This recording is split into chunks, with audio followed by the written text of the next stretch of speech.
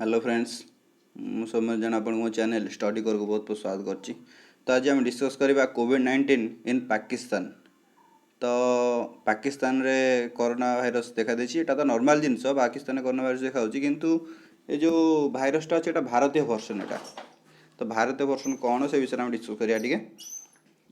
First case of B1617 କୋଭିଡ୍-19 variant found in Pakistan. ବର୍ତ୍ତମାନ ଭାରତୀୟ କରୋନା ପାକିସ୍ତାନରେ ଖେଳେ ହେଲାଣି। ଭଗବାନ କରନ୍ତୁ ଏଇ କରୋନା ଜଲ୍ଦି ଶେଷ ହେଇଯାଉ। ତ ଏଇଟା ଆଉ ଗୋଟେ କଥା କହିବି, ପ୍ରଥମେ ଚ୍ୟାନେଲକୁ ଆପଣ ସବସ୍କ୍ରାଇବ୍ କରନ୍ତୁ, ଆପଣ ସବସ୍କ୍ରାଇବ୍ କରୁନାହାନ୍ତି, ଏବଂ ଇନଷ୍ଟାଗ୍ରାମରେ ମୋତେ ଫଲୋ କରନ୍ତୁ। ତ ଏଇଠି ଫାର୍ଷ୍ଟ କେସ୍ ଆମେ ଡିସ୍କସ୍ କରିବା। ପ୍ରଥମେ ଯେଉଁ ଇନଫେକ୍ସନ୍, ହାଇ ଇନଫେକ୍ସନ୍ B1617ର କେସ୍ ଯାହା ଭାରତରେ ମିଳିଥିଲା, ଯେଉଁଟା ଭାରତୀୟ ଭର୍ସନ୍, ତାହା ଏବେ ପାକିସ୍ତାନରେ ଦେଖାଦେଇଛି। ମୁଁ ଏଠି ପର୍ସନାଲ୍ ଗୋଟେ କଥା କହିବି ଯେ ଭାରତୀୟ ଭର୍ସନ୍, ଆମେରିକା ଭର୍ସନ୍ କାହିଁକି କହୁଛେ ଆମେ? ଏଇଟା ଚାଇନାରେ ଦେଖାଯାଇଥିଲା ନା, ତାହେଲେ ଆମେ ତାକୁ ଚାଇନିଜ୍ ଭାଇରସ୍ କହିବା। କିନ୍ତୁ ଆମେ କ'ଣ ପାଇଁ କୋଭିଡ଼ କହୁଛେ?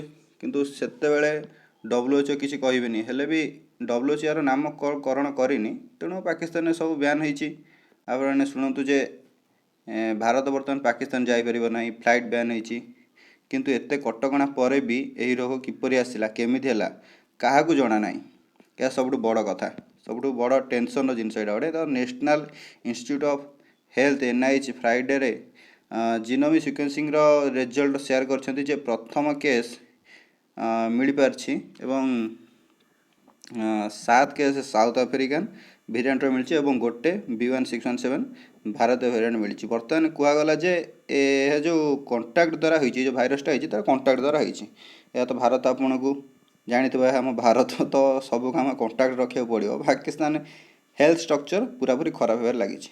ମୁଁ କହିବି ଯେ ଏଇ ଭାଇରସ୍ ପାଇଁ ଆମ ସମସ୍ତଙ୍କୁ ଲଢ଼ିବାକୁ ପଡ଼ିବ। ଜଲ୍ଦିରୁ ଜଲ୍ଦି ଆମେ ଏହାକୁ ସୁଧାରି ପାରିବା। ପାକିସ୍ତାନ ଏବଂ ଭାରତର ସମ୍ପର୍କ ଧୀରେ ଧୀରେ ସୁଧିବାରେ ଲାଗିଲାଣି।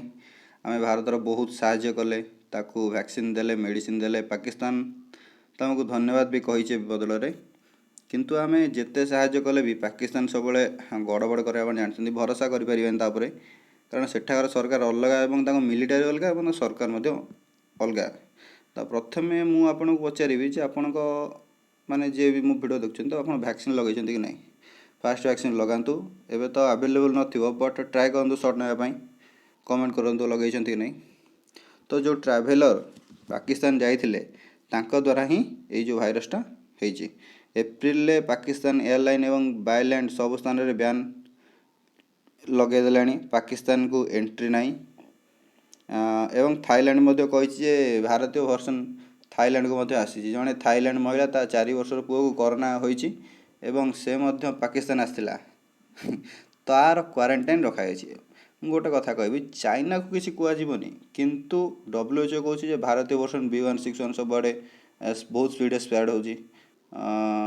ଚାଇନା କିନ୍ତୁ କିଛି କୁହାଯାଉନି, ତ ଚାଇନା ଏଠି ବିନ୍ଦାସରେ ବୁଲୁଛି। ତ ଏହା ଥିଲା ଆଜିର ଇନଫର୍ମେସନ୍। ଆଶା କରେ ଆପଣ ହେଲ୍ପଫୁଲ୍ ହୋଇଥିବେ। ଆଉ ଚ୍ୟାନେଲ୍ ଯଦି ନୂଆ, କାଇଣ୍ଡଲି ଆପଣ ସବସ୍କ୍ରାଇବ୍ କରିଦେବେ। ରହୁଛି, ଧନ୍ୟବାଦ।